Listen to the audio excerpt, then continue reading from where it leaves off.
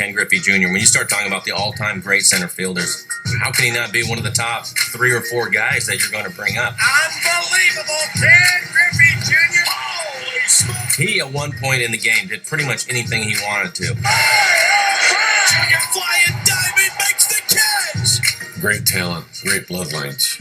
Kane had the good fortune to grow up around the game, in the game. He was the son of Ken Griffey Sr. He wasn't in awe of being in the major leagues. It should be Junior. I was here first. You should be serious. Really enjoyed the game. One of his nicknames was the Kid, and he acted like a kid. Griffey leaps high in the air, and he's got it! An incredible catch by the Kid! To watch him go after a ball, up the wall, over the wall. Leaps up and he makes the catch! I saw the guy cover basically left field and right field. There wasn't a ball that went in the air that he didn't think he could catch. Amazing catch by Junior as he takes a home run away! He was so good and so natural. He was just so graceful in doing everything. But Griffey's grace was not confined to the outfield. The man put up some big-time numbers with one of baseball's sweetest swings. Very effortless, very smooth. His hitting was something he was born to do that. He'd do his little deal and get his hips going and get that little swagger with his bat, and all of a sudden he'd get set. You could see it, his face would light up, and you'd be like, uh-oh. Belted, and I mean belted up for dead goodbye baseball! Probably a lot of times he would tell you, I'm not a power hitter. You might have heard him say that on occasion. I'm not a power. I just try to make contact. I'm not a home run hitter. I don't worry about hitting home runs. Number 600 for Ken Griffey Jr. Junior, you are a home run hitter and have been your entire career.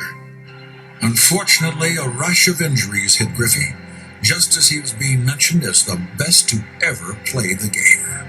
He earned a spot on the All-Century team. The youngest all-century player, Ken Griffey Jr.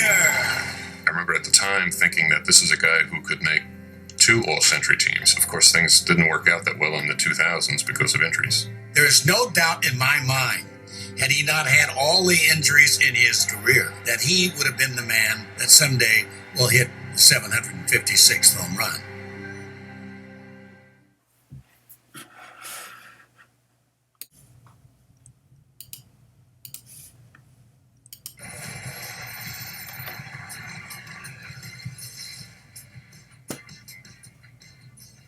Take a look at our Prime 9 biggest blockbuster deals of all time. Oh, yeah! And look at the Astros come out of the dugout. One of the more dangerous sluggers of his time, after spending 7 years hitting in the cavernous Astrodome, Houston traded Glenn Davis to the Orioles in exchange for 3 players, Curt Schilling, Pete Harnisch, and Steve Finley.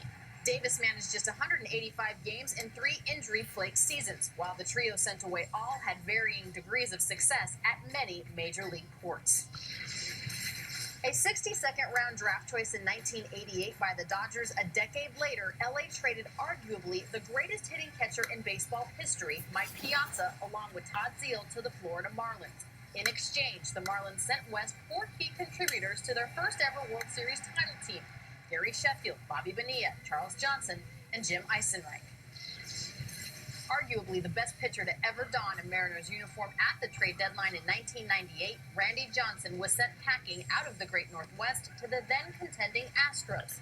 While Johnson was his usual dominant self for Houston down the stretch that season, the Mariners were rebuilt in a hurry, thanks largely to the contributions of the 3 players they received in the trade: Freddie Garcia, John Halama, and Carlos Guillen. Viewed as the final piece to a championship puzzle when he was acquired from the Expos in 1984, Gary Carter delivered on that promise as the Mets did indeed hoist the championship trophy just a year later. For arguably the greatest player in the franchise's history, the Expos received a 4-player package headed by outfielder Hubie Brooks. Today, I'm the greatest of all time. Thank you.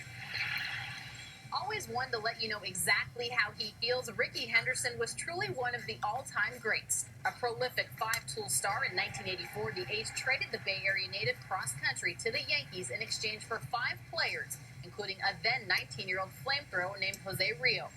Ironically, just 6 seasons later, Rio would garner World Series MVP honors for the 1990 Reds, who swept Rickey Henderson and the Oakland A's. Despite 3 prolific seasons with the Rangers, Alex Rodriguez could never lift the franchise out of last place. So just at the dawn of spring training in 2004, the Rangers sent the man they had signed to a $250 million contract just 3 years earlier to the Yankees. In return, Texas landed another power-laden middle infielder in Alfonso Soriano. Not only was he one of the great sluggers of his generation, but one of the great entertainers as well. Truly an original, no one could match the flair of Manny Ramirez. But after 8 seasons that included 2 World Series titles, the Red Sox had grown somewhat weary of Manny's act, so they sent him to, where else? Hollywood. Yeah, you're right, it's Mannywood. While Manny continued to deliver in a big way for the Dodgers, the Red Sox had little to gripe about as the 3-way trade with the Pirates netted them Jason Bay. The old lineup had Adrian Gonzalez in it. The new lineup has Adrian Gonzalez out of it.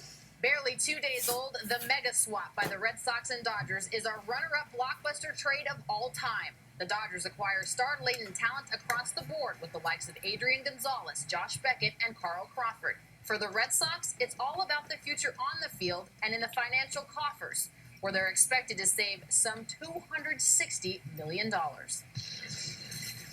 Our top-ranked blockbuster trade of all time spans 2 countries. In 1990, the San Diego Padres sent Roberto Alomar and Joe Carter to the Toronto Blue Jays in exchange for Fred McGriff and Tony Fernandez. These 4 would combine to appear in 27 Midsummer Classics, not to mention one enshrinement to Cooperstown, and perhaps the most memorable home run in World Series history. Still